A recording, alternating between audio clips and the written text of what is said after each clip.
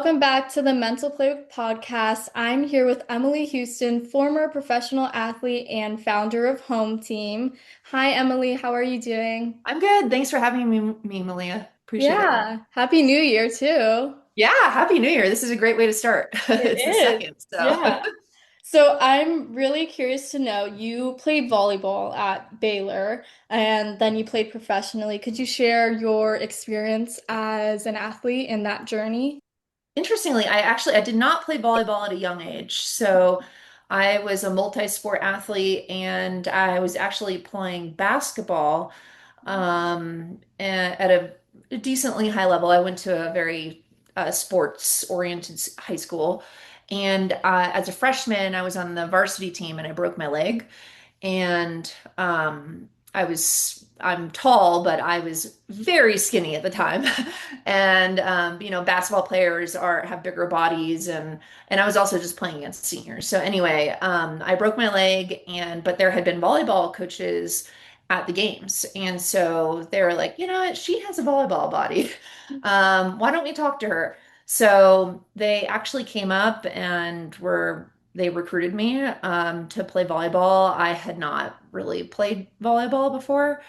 Um, and yeah, once I got involved with volleyball, honestly, there was no looking back. Like I was just madly and passionately in love with the sport and with the community and the people. And so you just couldn't get me out of the gym. Like I was in the gym all the time. And I had some like natural talent and abilities just as an athlete. And so yeah, I progressed pretty quickly. I became one of the biggest recruits in the nation in my position. And I was also on the USA Junior National Team, as I think I was a junior in high school when I made the USA Junior National Team. And yeah, ended up playing in the USA Pipeline. I ended up committing to Baylor and going there and being a four-year starter. Um, and then after that, when my eligibility was completed, I had been made an offer to play volleyball professionally, but I actually turned it down. So an interesting part of my story is that I retired twice. So I retired after Baylor. I took a few years off, and then eventually I decided to go back to volleyball.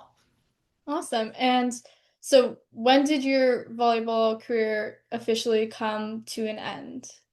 Officially, like at the second retirement, let's see, I was probably 26 or 27 is my guess. Yeah. I think it was 2012 was when I officially retired. I had been playing volleyball in Europe and decided to retire and come back. Yeah, so during that time, what was like the hardest part of that transition for you personally? Yeah, so that's a good question. In my first retirement, when I left Baylor and I decided not to play volleyball professionally, I was really burnt out.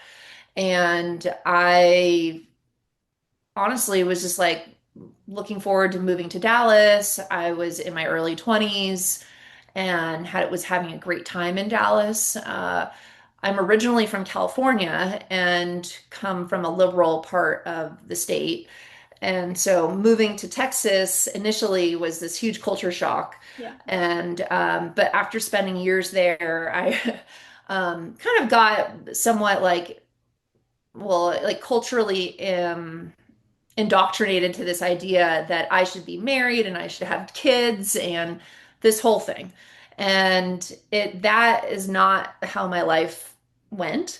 So after 2 or 3 years of being retired and I'm living in Dallas, I was expecting to be married, have the kids, have the house, have that whole thing, and it just didn't work out. And I'm glad it didn't. Mhm.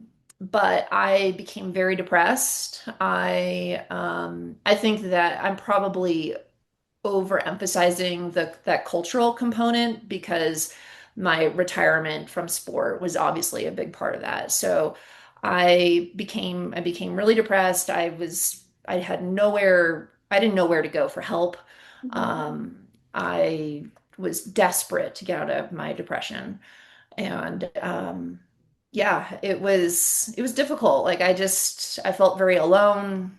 I didn't know what to do with myself, especially given the fact that I thought I was on this path that was somehow in my head and that was just not working out. So, as an athlete, you're very goal oriented, you're very structured, and then when all of that just goes away, it's extremely disorienting. Right. And so what helped you get out of that depression and that slump? Yeah, so like I was saying, I mean, I didn't have any help. I didn't know who to go to, who to ask for help. I thought it was a me problem. Mhm. And in my desperation, I was just like, well, what are you good at and what do you love doing? And the easiest answer was volleyball. There was no other answer. And so I was like, okay, well, and then but my depressive brain was like, well, the only thing you are good at is volleyball. And Mhm. now, of course, that wasn't true. I had a lot of other strengths, but that's what my brain was telling me. And so I decided to go back to, and play volleyball. And so I made the decision. I was working at the time, but I made the decision to to start training again. I got back in touch with my trainer. I did double days for a month, and then I hired an agent, and then I flew to Europe, not knowing if I was going to be able to get picked up or not. Yeah. It was certainly a risk, but I did. So I got picked up, and I started my professional volleyball career, and yeah, that helped me get out of it. Yeah. And so your first time playing volleyball, like before your first retirement, and then you have your second time playing Yeah. volleyball and coming back, was there a difference between those two, for you and how that experience was, or any different feelings? Yeah, I mean, in my first retirement, I mean, I had regretted not playing, accepting the Mhm. professional contract initially. So there was that part of me that was like, well, what if, And so that was, I think, probably part of it is that I was like, I don't want to live with what ifs in my life. And I don't want to live with this. I would, I don't know if I would have called it a regret at the time, because at the time when I decided not to play professionally, I felt like that was the right decision for me. But ultimately, being able to go back was helpful. I think in my second retirement, I didn't have, I just didn't have that element of it. And I also knew that if I retired at that point in time in professionally, then it would be the end of my career. So the conditions under my second retirement were it was not necessarily, it was my decision, but it wasn't a decision that I wanted to make. I was playing for a really abusive coach in Switzerland, and my mental health was tanking, and I was having pretty traumatic dreams of my coach hitting me. So I decided like this is just it's not worth it, and I decided to retire. So that felt like a good reason to me. Can you share a little bit more about your experience playing outside of the country and what that was like? Because I'm sure, I think, oftentimes when you do that, you're an athlete playing professionally in a different country, you might feel a little bit more isolated, meeting Yeah. new people, different culture, religions, beliefs, all of that. Yeah, you're bringing up culture, you're bringing up all the things that as an international athlete, these that you deal with. However, at that point in my life, I had already lived in two countries outside of the US. And I like to jokingly say that I've lived in four countries outside the US, but five if you include Texas. So, but even jokes aside, like earlier in this conversation, I brought up how like living in California and living in Texas, two very different cultural experiences. And then not to mention that I lived in Mexico as a child. I speak Spanish fluently and had also lived in Argentina. So I knew that living abroad was going to be different than living in the States. I think it was likely less of a challenge for me because of that. Um, but it presented some really beautiful and awesome opportunities just continue, getting to live in Europe. And yeah, I would say another thing is that I was able to speak English with my teammates. I was also able to speak Spanish with some of my teammates. Um, so yeah, it was for me, it was more of an adventure. Not to say that there weren't hard points, but Right. from the cultural side, I felt like I was relatively prepared. Yeah. And then dealing with an abusive coach that I'm sure can bring a lot of trauma. And I know, unfortunately, there are athletes like you and others who deal with that. How Yeah. did you find support during that time? I tried to find support with the team's administrators. I'm very socially justice minded, and I've felt that what was happening in the gym and how he engaged with us was not safe. It was not appropriate. It was harmful. Right. So I was very vocal about what was going on. However, for whatever reasons, nothing changed. So I'm sure that I leaned on my teammates because they were going through we were going through it together. I remember talking to my agent, um, and I'm sure I talked to my family too. So yeah, I mean, I think this is the hard part about an athlete being in an abusive sporting environment is that you're a young person and you don't most young people don't have a ton of experience advocating for themselves, especially through these really complex systems. And oftentimes, and not to minimize an athlete's age or anything like that, there's just less life experience. And also you want to be there, right? You're an athlete. This is your life. This is your livelihood. This is your everything. And so you just try to find a way to get through it, even if it's terrible, to be honest. So, I mean, I've heard some real terrible stories and, you know, even more traumatic stories from other athletes. So, but it's just you're just kind of in this system and you don't know how to get out of it. So, without completely ruining your career. So Yeah. it's tough. It's complicated and it's hard. So yeah. And I'm sure a lot of people like me, I can even compare a little bit as to when we do advocate, there's not always a response or a change in return. And then Yeah. that's just even trickier, especially as young athletes. Like, you need to have some sort of support system to go to because there are so many different experiences where nothing will change and you just can't do anything about it and it's out of your control. Uh, Yeah. so that can be really scary. Yeah, it can be. And it can make one feel stuck. It can make somebody feel like a victim. Right. And frankly, it keeps people in harm's path, which is the worst outcome, especially when you're speaking up. And sometimes even, speaking up, we are penalized for speaking up and we're told that we're wrong or we're actually like we lose playing time or whatever it is. And those are also ways to keep people, in their place. Um, so it can be tough.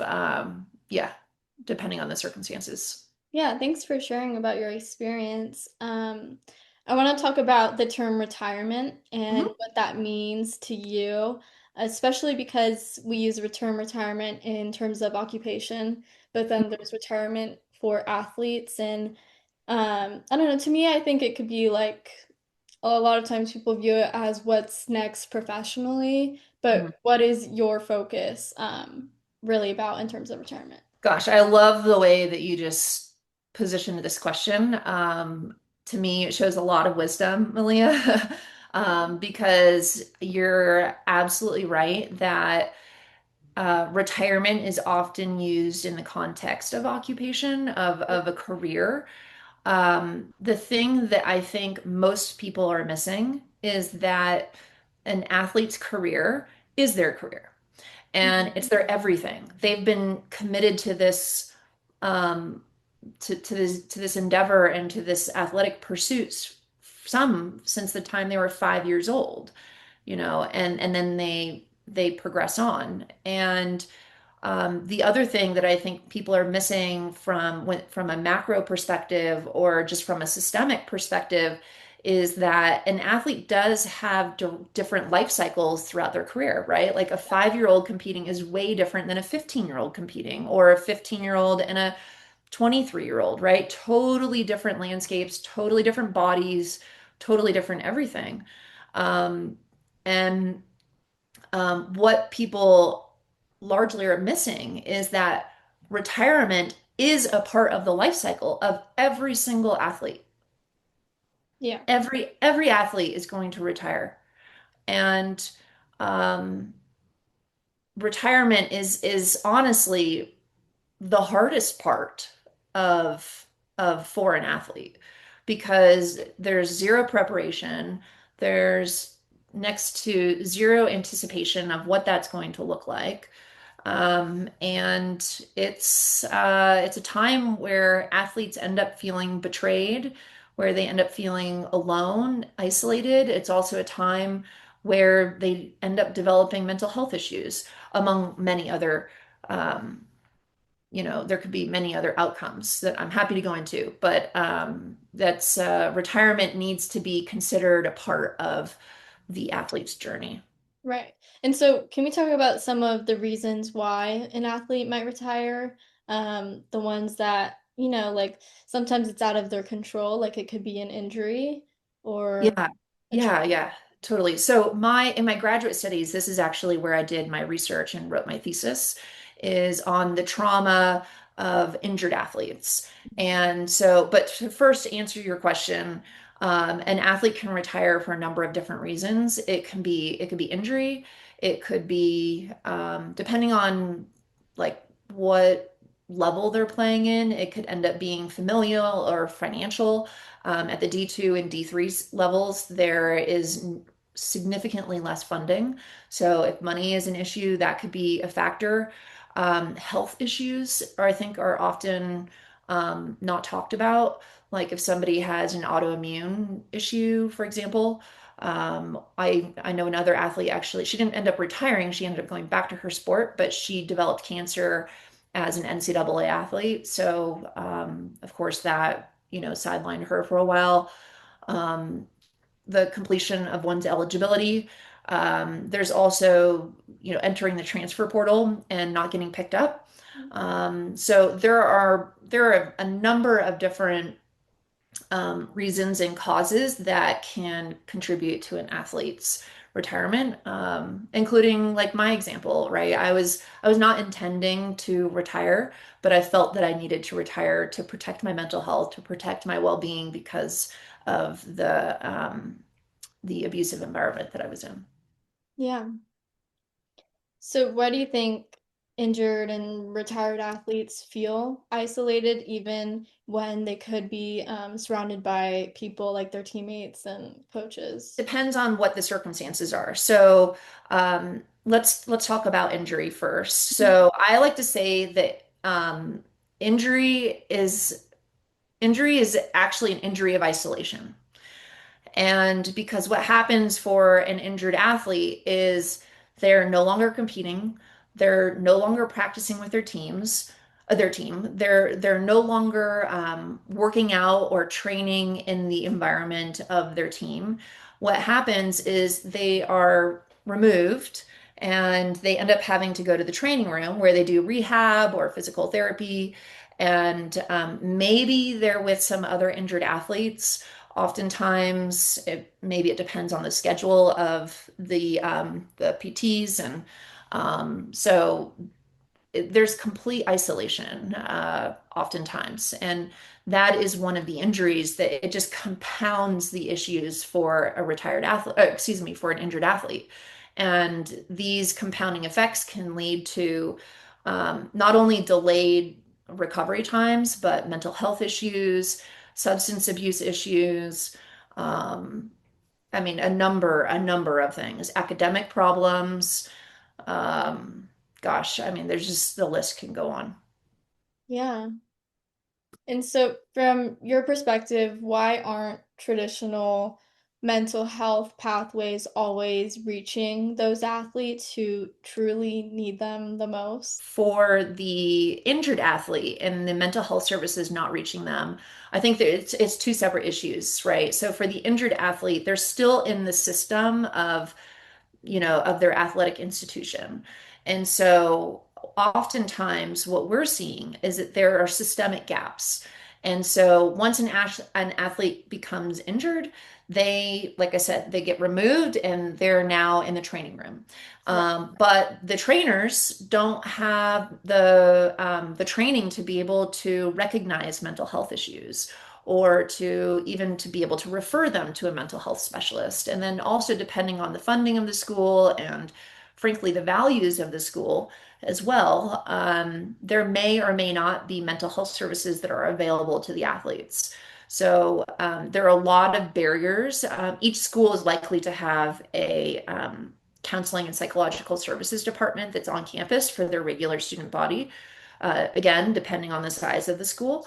But for an athlete, it's typically highly inaccessible. And there's just so many built-in barriers that can prevent an athlete um, from just physically being able to get help, like meaning like an athlete's life is typically around the athletic support services, meaning, or like the gyms and the locker rooms and Right. all that type of stuff. But if the counseling and psychological services department is 20 or 30-minute walk away, then like that an athlete has extremely limited time. So that's an issue. Some of these athletes are also very high profile, and so to just go sit in a waiting room is not okay. Like they feel that they need to protect themselves, depending on there's that. And then the other thing is that, frankly, the counseling and psychological services departments on campuses are way overwhelmed with the mental health needs of the regular student body. Yeah. And so it's I mean there I could go on and on about like all these different issues. I mean not to mention that athletes sometimes choose not to seek help and support because they fear that there are going to be repercussions, that Mhm. their coaches will take away playing time or that they don't have confidence in their ability to compete for whatever reason. I mean, there's just, yeah, it's pretty broken in the current status or this current status as it is now. Right. And then what about for retired athletes? Those, Yeah, so for the retired athletes, so the question for them is like what prevents them from seeking help? Is that yeah. or making it difficult? So for a retired athlete, and this also touches on your previous question around isolation, is that when an athlete retires, their entire support system goes away, just completely evaporates. Yeah. And not to mention that even just their friendship relationships become fragmented. People on a team are from all around the country, right? So some people may be going home. Some people may get a job in wherever, right? Everybody's kind of going in their own direction. And when an athlete retires, they're very alone. And they no longer have health insurance that was provided to them. They no longer like can, if they want to go to the counseling and psychological services department, it's no longer available to them because they're no longer students. Um, and then I think not to mention that the schools are not providing transitional support. So this is something that schools could do, but at this, the current landscape, they are not. Yeah. And so I think we both can agree that this system of supporting former athletes and injured athletes is pretty broken. Yeah. Why is home team the answer? And can you share just a little bit about of what home team is and why you started it? Of course, yeah. So I'm gonna tell a little bit of a story, which I've already told part of it. But this was a few years ago, I had been in my career and I had kind of largely gotten past the mental health issue side of my own retirement. But I was in a transition and I decided to leave the career that I was in and kind of figure out what I wanted to do next. But it was around that time that I had reconnected with a former teammate of mine, and she had written a book called Always an Athlete.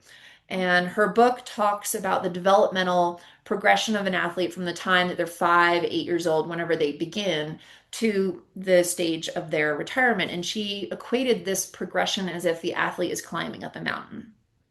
And she described that when an athlete gets to the stage of retirement, it's as if they fall off a cliff. And so I've started calling this the cliff effect because athletes, once they fall off this cliff, it is like that. Everything has gone away. There's nothing to catch you. There's no parachute. There's nothing, and you're falling alone, like so so when I read her book, and to no fault of hers, but the book ended there, and there were no next steps. There were no like, oh, these are the best practices, here's a set of resources, to support you as you're falling off a cliff. um, and honestly, I like it hit me so hard that here's a former teammate of mine who's done tremendous amount of research. She's written this excellent book, and this is just maybe 2 years ago, that it was published. And her description of the athlete's landscape and their experience of retirement being overlooked was the exact same experience that I had when I was an athlete. And I am much older than today's current athletes. So why has nothing changed? Mhm.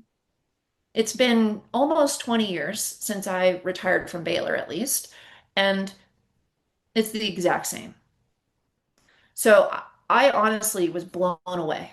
I could not believe that. And I figured, hey, you know what? I'm in a position in my life where I'm not only am I in transition, but my graduate degree is in counseling psychology. I'm obviously a former athlete. I understand, what's happening.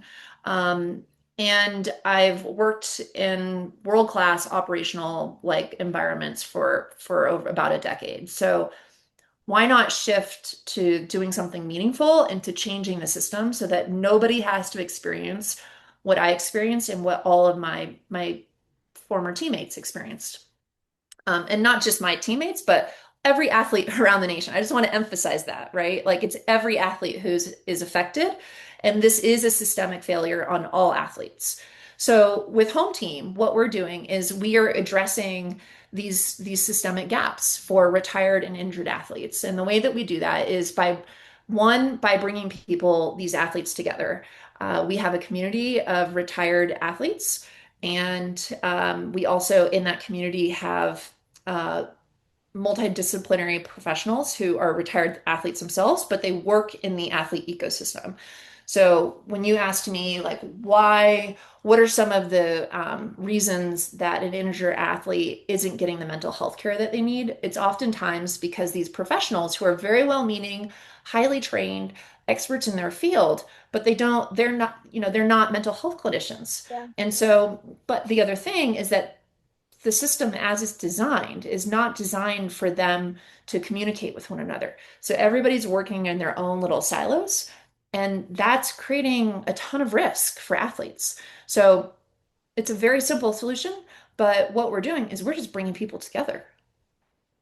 I mean, it blows my mind that has not existed. So we're bringing people together so that from a professional side, that they can fill those systemic gaps and they can speak with one another. And then also the athletes are not experiencing retirement alone and isolated and defeated and have kind of a North Star. So that's the community side of our solution. Our other solution that's in development right now is a service-based marketplace. And what this solution does is it brings all of the existing resources that are currently around the nation into one platform so that it makes it easier for athletes and for institutions and for the people who are in these athletes' lives to be able to find athlete-centered care, whether that's mental health or life skills or maybe even just a job. But to your point and how you open things up, like people often think that a job is going to solve these problems. It's not the case. Like that is such a misleading concept that you go and you get a job and it just solves everything. No, this is a lifelong journey. So it's yeah, we're here for it and we're excited to finally be, addressing these issues. Yeah. And so the athletes who are coming to home team and in need of support, what are the most common challenges that they face, but rarely say out loud? Wow, that's another great question. So most athletes come to us because they're just looking to be with other athletes. And that is part of the solution. It's just being in community with other athletes. But what we've seen through our programming is that there's a entire grief process that an athlete goes through. Um, uh, Grief around just the mere fact that they're no longer the person that they were. There's that, a lot of people talk about the identity side of retirement, and that is an important subject. Um, and it's more than that. So, sometimes there's grief around like somebody had an injury or maybe they just didn't they weren't able to actualize their full potential or achieve the goals that they had for themselves. And they will never, ever be able to go back to that. That phase of their life is over. And so there is a big grief and loss process. Another interesting thing is that I don't think people understand really at all is that when an athlete retires, um, there are daily changes that occur, meaning how their relationship to food, their relationship to exercise, the relationship to just their own physical body. All of these things change, and these are all fundamental to our daily well-being, right? But if you are used to feeling your body a certain way and your body no longer needs that type of fuel, well, you have to learn how to eat for the stage of life that you're in, right?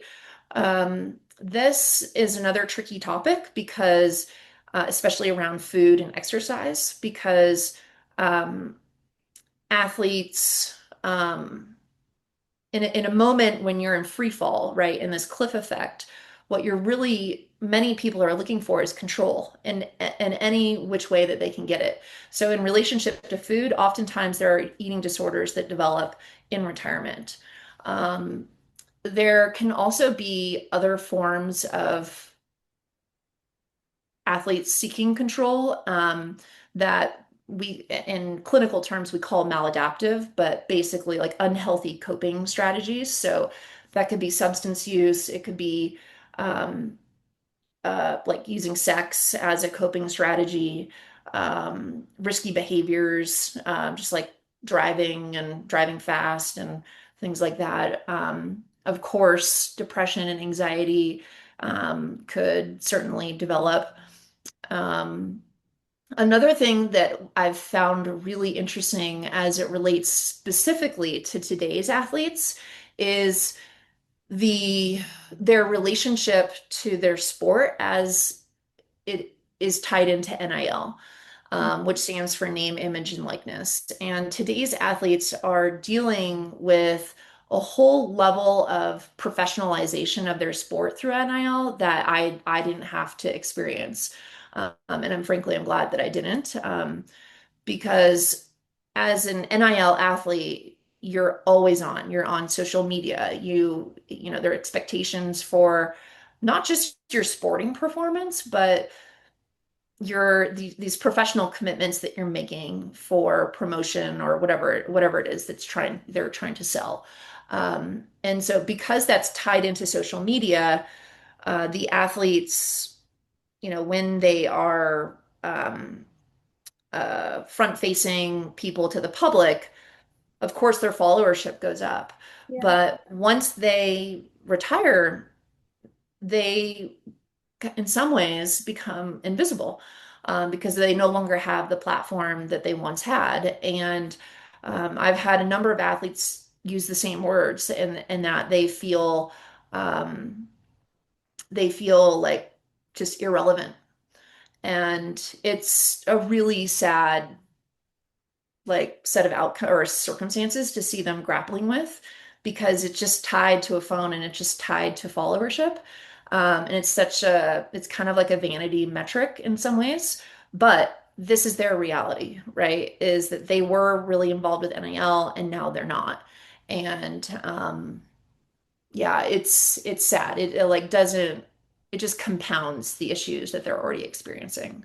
So, gosh, I could keep going. I don't know if you want me to keep going, but um, yeah, I think largely what we see, just to kind of summarize, is that athletes in some ways have a failure to thrive once they graduate, and especially as compared to their non-athlete peers, because the non-athlete peers have already been like learning how to pay their bills. They've learned how to navigate finding an apartment. They've obviously been eating on their own. They've been exercising. And then, not to mention, they've had to negotiate contracts, meaning like internships and jobs. And athletes, once they leave and retire, all of this is brand new to them. So it's a lot to absorb. It's a lot of new skills. And frankly, it's just overwhelming, especially if you're doing it alone and you feel like nobody truly understands what you're going through.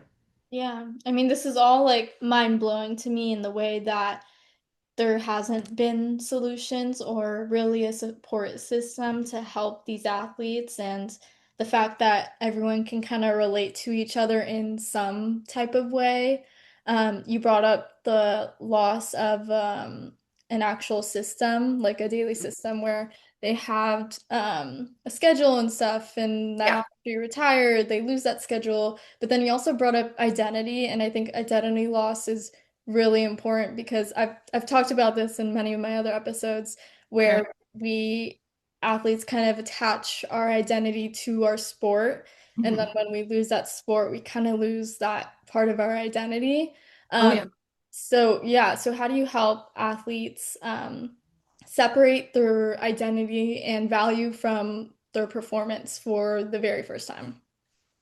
Well, I think one of the things that we acknowledge is that they will always be an athlete.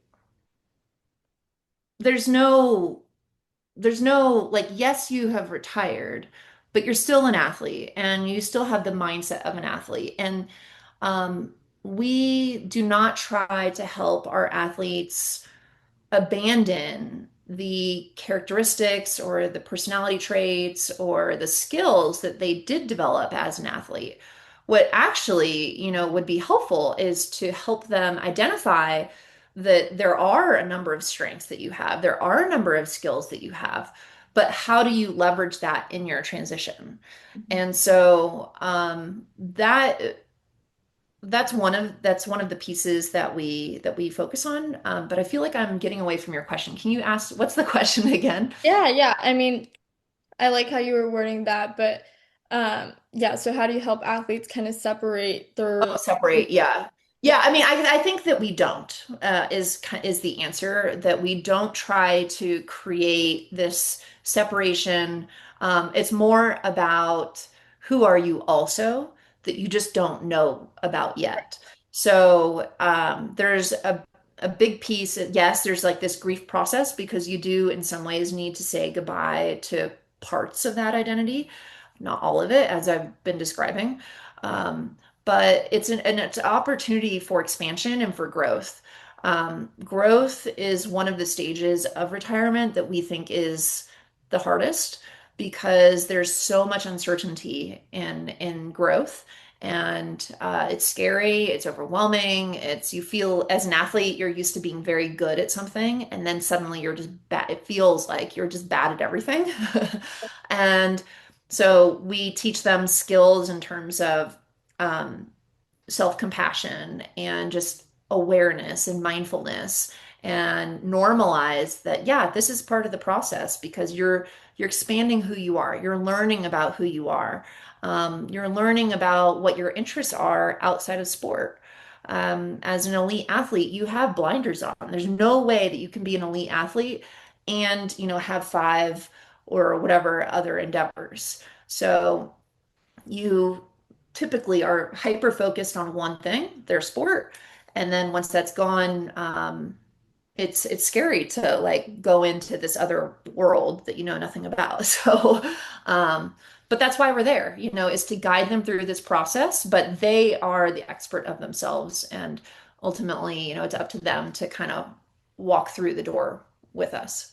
Yeah, I really love that. So, with your experiences, what has been your mental playbook that kept you going as an athlete and now a founder of HomeTeam? What keeps me going? Well, when I was an athlete, the thing that kept me going was just my pure love for the sport. I mean, I say it kind of jokingly now, but I also mean it very seriously, is that volleyball was my first love. And I think that a lot of athletes would say something similar, that there's a level of passion that is so hard to replicate. It's so hard to find somewhere else. So yeah, and if you haven't experienced that before, then it's hard to know like what that feels like and why somebody would be so just so committed, to what they're doing. So that, yeah, that kept me focused then. And now I mentioned earlier that I'm very socially justice minded, and I think that the lack of transitional support, the lack of services that are available to athletes today, and yesterday's athlete is again is just a failure on every single athlete. And I think it's wrong. I think that they deserve more and that the system needs to change. So that's what we're doing. That lights me up pretty much every day. Especially when I get to talk to people and I hear what they're going through, and yeah, every day I just want to get out there and change the world, honestly. So yeah, that's what lights me up and keeps me going right now. Yeah, that's awesome. Do you have any long-term goals with Home Team and what is that legacy you want to leave? Yeah, it's funny you use the word legacy because I was just considering using that word. But this is the legacy that I want to leave, is that I want to change how the system supports athletes especially when they're retired and they're injured. Um, I also recognize that obviously current athletes need help and support just as much, and if not more, honestly, because what we're seeing in the NCAA is um, an increase in death by suicide of current athletes. And death by suicide is now the second leading cause of death amongst NCAA athletes. Um, this is an alarming trend, and frankly, I think that well, my fear and my hypothesis is that death by suicide will become the first leading cause of death, probably far too quickly. And I think that because of NIL, essentially. I think that an 18-year-old or a 22-year-old is not, um, their brains are not fully developed. I mean, there's a lot of different reasons the circumstances that they're in create harm. So, so yeah, I really would like to see that number go down. And right now, with all of the deaths that we have had this year, um, I got to the point where it was difficult to function. It was 2 days of extreme sorrow uh, and uh, a level of desperation for our athletes that I was just overcome by and decided, you know what, we really need to do something about this, in addition to what Home Team is already doing. And so one of the things that we're exploring is what we're calling a coordinated National Day of Action. And so I'm using my connections in the field and around the nation in different campuses to lead a day of action that demands change and is very clear about the outcomes that we're seeking. And our intention is that this become a highly visible, a very public movement for change. So we'll see where that goes. There's going to take a number of different people to get involved to be able to collaboratively pull this off.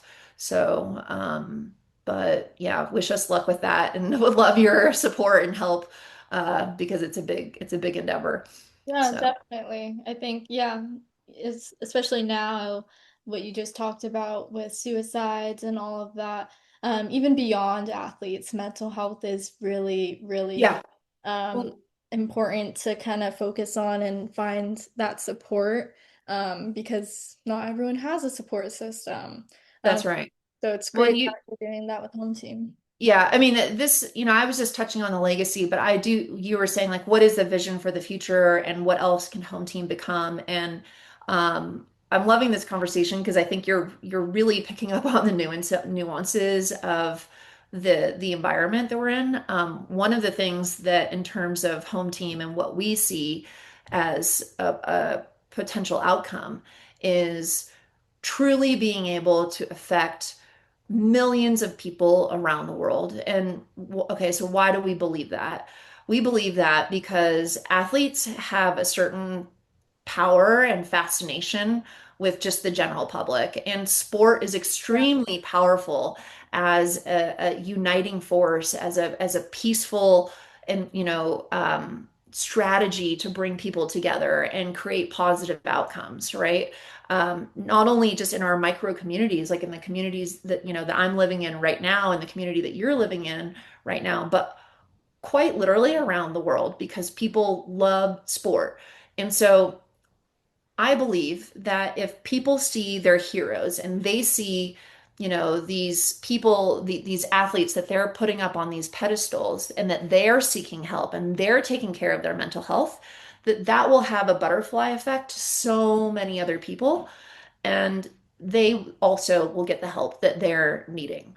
Um, we also, the other thing in terms of expanding our services and being able to just um, provide help to more people is that there are other industries that are very similar to to the athletic world, meaning the military. Um, uh, Military's experience, people in the military who retire have a very similar experience to athlete retirement. And then that is also true for people who are first responders, such as police force, firefighters. So there's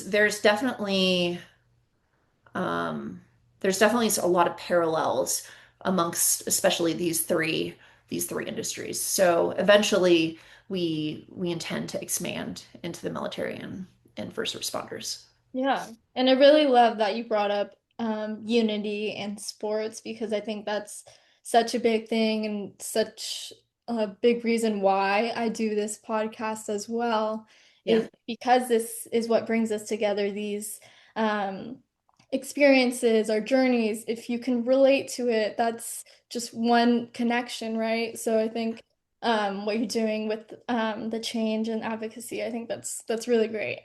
Well, we're Um, in it together, Malia, because Yes. because it truly takes so many different people. And that's why I'm talking about things from a systemic level, right? And you're a part of the system too, right?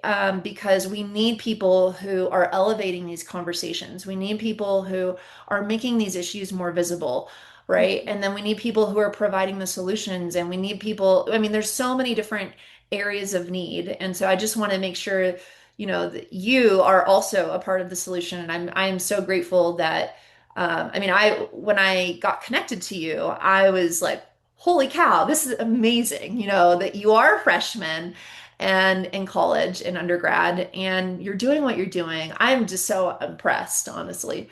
So I want to encourage you to keep going, like, because we all need that, right? Like anytime we're doing something difficult, something that's hard, there are moments when we question ourselves or just our circumstances are difficult and it can make it hard to continue. But I want to encourage you to keep going because I think you're doing great. And this is a good conversation too. That means so much to me. Thank you, Emily. Yeah, yeah, of course. Um, before we kind of end, I'll ask you a few more questions. And one of those I was thinking is just what's one thing you want every athlete to kind of know for those athletes who are kind of struggling, whether they're a current athlete or a former athlete and their career is ending, what's one thing you kind of want to tell them to, push through and how, what are some ways they can kind of find support? Well, one is to find support there. It depends on where you are and what system you're in. So it's really hard to know and I'm very literal, so you're probably not asking like where is the literal support, but home team is certainly a solution. There are other developing solutions out there. If we don't have a solution, we will get you connected to the support that you're needing. And in terms of like my message to athletes, the thing that's coming up right now is this acronym that I have for hope. And hope, the acronym is hold on, pain ends. And so, and I'm not saying like just grit through it, Yeah. but keep going, hold on, and get the help that you need and ask for help, right? Do get the help that you need. Your pain is momentary. Your pain, things will shift, things will move forward. And we want to make sure that you're okay and you are not alone. So that's why we're doing this. And there are a lot of people out there that want to see this change, right? The current landscape as it is. So we see you. We know there's a lot of stuff going on, a lot of complicated situations. Hold on, the pain will end. The other thing I would say for people who are not in a mental health crisis and just struggling, like just life skills stuff and just trying to figure out who you are and trying to find that next passion for yourself, is just be kind, like have grace. This is a huge transition in your life. And so actually, I'll share one of my favorite quotes. I practice Buddhism, and the quote is by Thich Nhat Hanh, and the quote is, um, "Peace in oneself, peace in the world." And I love this quote because if we take care of ourselves and we take care of each other and we have inner peace, then we will help other people and we will go on to create, these positive ripple effects that happen. So yeah, hold on, right? Be kind to yourself and undoubtedly you will extend that to other people in the world. Yeah, I really love that because one of the mindsets I always think about is take care of yourself before taking care of others, and that's Yeah, what I touched on. And the yeah, example I think of is those the breathing masks in the yeah, airplane. You have to yeah, put those on first before you put each other's. Um, totally. so I Yep. really love that. My last question for you, I always ask this to each of my podcast guests, but it's what matters most to you, the destination, the journey, or the company, and why? Okay, definitely not the destination. Uh, I definitely think the journey, because to me, the journey is also the company. The journey is where the memories are made. The journey is where we build grit. I see your book. Where we build resilience, where we grow. It's also where all of the possibilities lie that you never could have imagined for yourself. And if you just put one foot in front of the other and you keep going and you can find a way to be comfortable with the uncomfortable, meaning uncertainty. Earlier I talked about like as humans, we want control. And control is an illusion. So the journey is often an illusion too, right? Because people have a destination in mind, but it's pretty rare that we actually like complete the journey as we had envisioned it, not to mention achieve the destination that we were trying to achieve. And so, yeah, get comfortable with that uncertainty and be open to, endless possibilities that could be way better than you ever dreamed of. Yeah. And so for athletes wanting to join Home Team, what are the first steps they can take to do so? They go to our website, hometeamgo.com, and they can join from there. Awesome. Well, thank you so much, Emily, for joining me. I had a wonderful conversation with you. To Thank you, my Malia. listeners, mind strong, game on.